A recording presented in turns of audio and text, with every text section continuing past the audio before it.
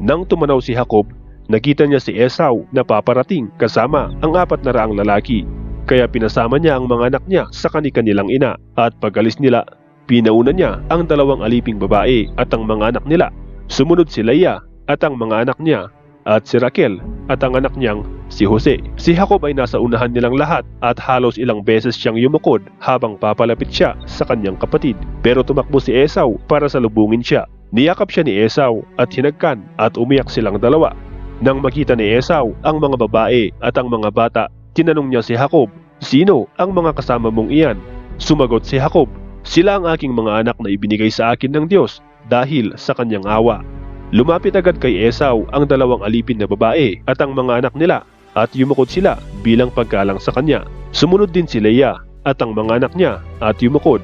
Ang huling lumapit at yumukod ay si Jose at ang ina niyang si Raquel. Nagtanong pa si Esau kay Jacob, "Ano ba ang ibig sabihin ng mga grupo ng hayop na nasalubong ko?"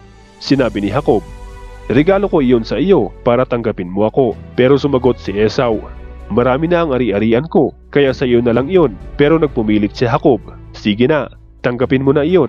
Kung totoong pinatawad mo na ako, tanggapin mo na ang regalo ko sa iyo, sapagkat nang makita ko ang mukha mo at madama ang magandang pagtanggap mo sa akin, para ko na rin nakita ang mukha ng Diyos. Tanggapin mo na ang regalo ko sa iyo dahil napakabuti ng Diyos sa akin at hindi ako nagkulang sa mga pangangailangan ko." Pinilit ni Jacob si Esau hanggang tanggapin na ni Esau ang mga regalo niya. Pagkatapos, sinabi ni Esau, "Halika na, sabay na tayong umalis."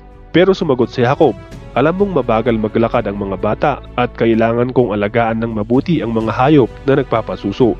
Kung pipilitin natin ang mga hayop na maglakad sa buong araw, baka mamatay sila. Ang mabuti pa, mauna ka na lang sa amin. Susunod kami sa iyo ayon sa bilis ng mga bata at ng mga hayop na kasabay namin. Doon na lang tayo magkita sa Seir." Sinabi ni Esau, "Kung ganoon, ipapaiwan ko na lang ang iba kong mga tauhan sa iyo." Sumagot si Jacob, "Hindi na kailangan. Ang mahalaga, pinatawad mo na ako." Kaya bumalik na lang si Esau sa Seir ng mismong araw na iyon. Pero sina Jacob ay pumunta sa Sukot. Pagdating nila roon, gumawa si Jacob ng tirahan at ginawan din niya ng silungan ang mga hayop niya. Kaya ang lugar na iyon ay tinawag na Sukot. Hindi nagtagal, nakarating din sila sa Kanaan mula sa Padan-aram na walang masamang nangyari sa kanila. Nakarating sila sa lungsod na pagmamay-ari ni Shechem. Nagpatayo sila ng mga tolda nila malapit sa lungsod. Ang lupaing pinagtayuan nila ng mga tolda ay binili ni Jacob sa mga anak ni Hamor sa halagang 100 pirasong pilak. Si Hamor ay ama ni Shechem. Gumawa si Jacob ng altar na pinangalanan niyang El Elohe Israel. Isang araw, umalis si Dina na anak na dalaga ni Jacob at Leah. Binisita niya ang mga dalagang taga-Kanaan. Nakita siya ni Shechem na anak ni Hamor na Hibyo na pinuno sa lugar na iyon. Sinunggaban niya si Dina at pinagsamantalahan, pero nahulog ang loob niya kay Dina at nagustuhan niya ito, kaya sinuyo niya ang dalaga. Sinabi ni Shechem sa ama niyang si Hamor, "Ama, gawan niyo po ng paraan para mapangasawa ko ang dalagang ito." Nang malaman ni Jacob na dinungisan ni Shechem ang pagkababae ni Dina, hindi muna siya kumibo dahil naroon pa sa bukid ang mga anak niyang lalaki na nagbabantay ng kanyang mga hayop. Pumunta ang ama ni Shechem na si Hamor kay Jacob para makipag-usap. Nang mabalitaan ng mga anak ni Jacob ang nangyari, umuwi sila agad mula sa bukid. Sumama ang loob nila at labis na nagalit kay Shechem dahil sa ginawa niyang hindi nararapat na nagdala ng kahihiyan sa pamilya ni Jacob.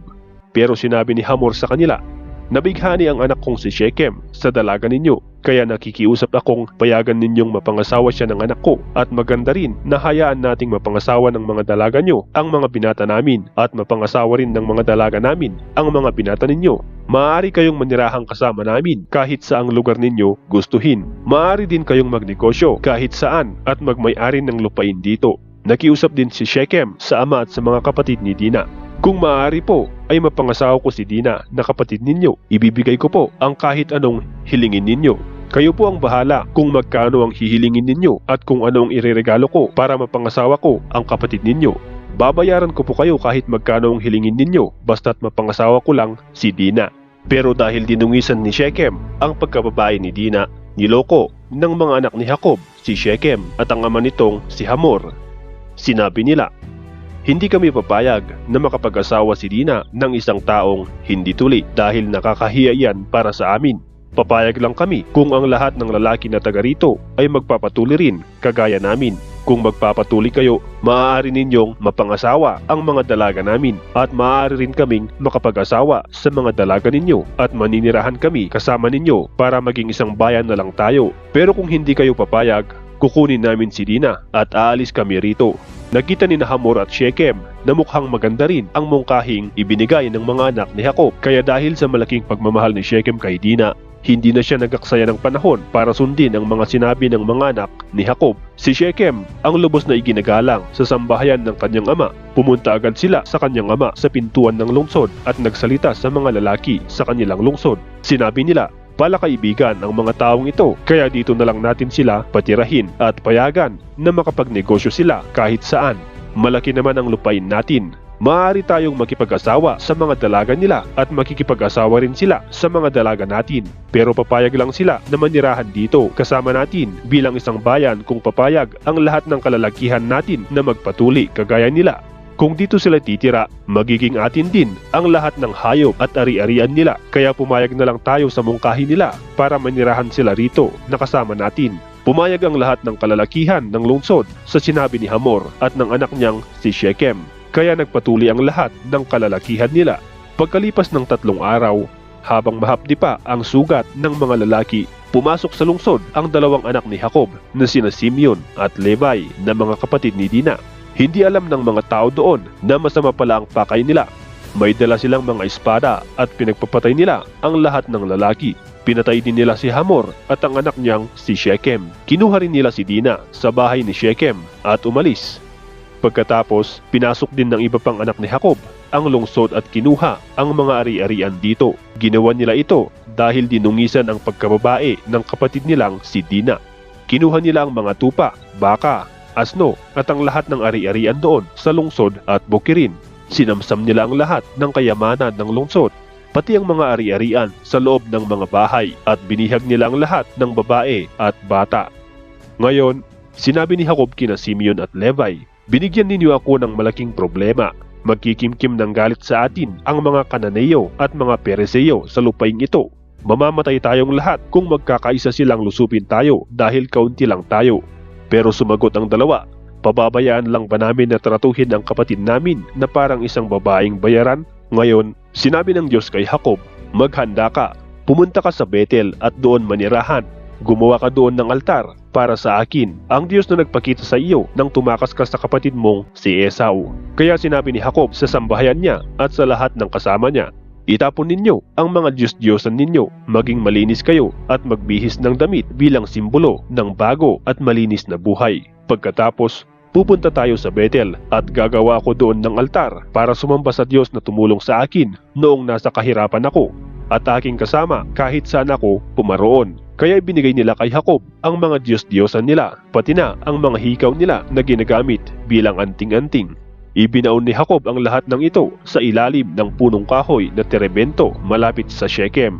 Nang umalis na sina Jacob, pinagharian ng takot mula sa Diyos ang mga tao sa palibot ng mga bayan, kaya hindi sila lumusob at hindi nila hinabol sila Jacob. Nakarating sila Jacob at ang mga kasama niya sa Luz doon sa Kanaan. Gumawa siya roon ng altar. Tinawag niya ang lugar na iyon na El Bethel dahil nagpakita sa kanya roon ang Diyos nang tumakas siya sa kanyang kapatid na si Esau. Namatay si Deborah na tagapag-alaga ni Rebecca, kaya inilibing siya sa ilalim ng punong kahoy na terebento na nasa paanan ng Bethel. Tinawag iyon na punong kahoy na Alon Bakut. Nang umuwi si Jacob mula sa Padan-aram, muling nagpakita ang Diyos sa kanya at binasbasan siya. Sinabi ng Diyos sa kanya, Jacob ang pangalan mo, pero mula ngayon, hindi ka na tatawaging Jacob, kundi Israel na. Kaya naging Israel ang pangalan ni Jacob. Sinabi pa ng Diyos sa kanya, ako ang makapangyarihang Diyos. Magkakaroon ka ng maraming anak, magiging ama ka ng isang bansa at ng marami pang bansa, at magiging hari ang iba mong mga lahi. Ang lupain na ibinigay ko kay Abraham at kay Isaac ay ibibigay ko rin sa iyo at sa mga lahi mo. Pagkatapos, umalis ang Diyos sa lugar na iyon kung saan nakipag-usap siya kay Jacob at nagtayo doon si Jacob ng batong ala-ala. Binuhusan niya agad ng alak at langis ang bato para maging banal. Pinangalanan niya ang lugar na iyon na Bethel. Umalis si Jacob at ang sambahayan niya sa Bethel. Manganganak na noon si Raquel. Malayo pa sila sa bayan ng Efrata nang sumakit na ang tiyan ni Raquel. Nang matindi na ang sakit, sinabi ng manghihilot sa kanya, "Huwag kang matakot, Raquel. Lalaki na naman ang anak mo." Isinilang ang sanggol pero nasa bingit ng kamatayan si Raquel. Bago siya malagutan ng hininga, pinangalanan niya ang sanggol na Ben-Oni pero pinangalanan ni Jacob ang sanggol na Benjamin. Namatay si Raquel at inilibing sa tabi ng daan na papunta sa Efrata. Nilagyan ni Jacob ng bato ang libingan ni Raquel bilang palatandaan at hanggang ngayon naroon pa rin ang palatandaang ito. Nagpatuloy sina Jacob sa kanilang paglalakbay. Pagdating nila sa kabilang panig ng Migdal Eder, nagtayo sila roon ng mga tolda nila. Habang nakatira roon sila Jacob, sumiping si Reuben kay Bilha na isa sa mga asawa ng kanyang ama. Nang malaman iyon ni Jacob, galit na galit siya. Pumunta si Jacob sa ama niyang si Isaac sa Mamre, malapit sa Kiryat Arba. Ito ang lugar na tinitirhan ni Isaac na siya ring tinitirhan noon ni Abraham. Nabuhay si Isaac ng 180 taon. Namatay siya sa katandaan na kontento sa kanyang buhay at kasama na ng kanyang mga kamag-anak na sumakabilang buhay na. Inilibing siya ng mga anak niyang sina Esau at Jacob. At ang sumunod sa kwentong ito ay ang kwento ng buhay ni Jose na anak ni Jacob.